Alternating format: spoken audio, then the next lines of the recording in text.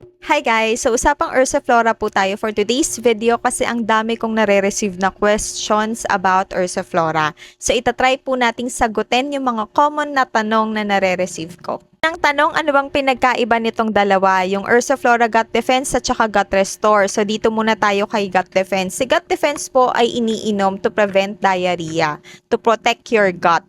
Pag wala pang diarrhea, gusto nyo lang protektahan yung gut nyo, gut defense po tayo. Pwede din po itong inumin as a daily probiotic supplement. Now, once na kayo po ay nagdadiarrhea na, gut restore na po ang iinumin natin. Example, kayo ay magta-travel, so kakain kayo ng mga bagong pagkain, magfo-food trip kayo, so para maiwasan yung pagkakaroon ng diarrhea, pwede po kayong uminom ng gut defense. So pwede kayong uminom bago bumiyahe, bago kumain, para at least protektado at may defense yung gut natin. Next na tanong, pwede ba yan sa baby? So itong dalawang to ay pwede po sa baby above 6 months old. So pwede po sa mga 7 months old pataas. Next na tanong, paano po ba yan iniinom? So itong gut defense natin para sa bata hanggang 11 years old, pwede pong 1 to 2 vials per day. Vial po kasi ganito yung itsura niya. Yan, mukha siyang vial, pero iniinom po yan. So again, sa bata, 1 to 2 vials per day kung kailangan po. Pero yung isa, usually to prevent diarrhea, ay sapat na. And kung gusto nyo lang naman din uminom ng probiotic supplement on a daily basis, pwede na po yung 1 vial per day.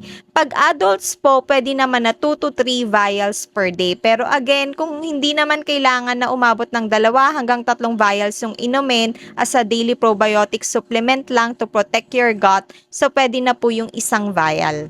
Now, sa gut restore po, ito yung ginagamit natin pag nagdadiarrhea na, regardless po sa edad, baby man yan, bata, matanda, 1 vial lang po talaga kada araw. Okay? So, pag nagtatae, 1 gut restore lang po ang pwedeng inumin kada araw. Pwede ba yan ihalo sa juice? So, yes po, pwede po itong ihalo sa milk, sa sweetened juice, sa tubig. So, pwede po, okay? So, kung hindi kayo comfortable na inumin siya diretso, so pwede nyo po siyang ihalo sa inumin.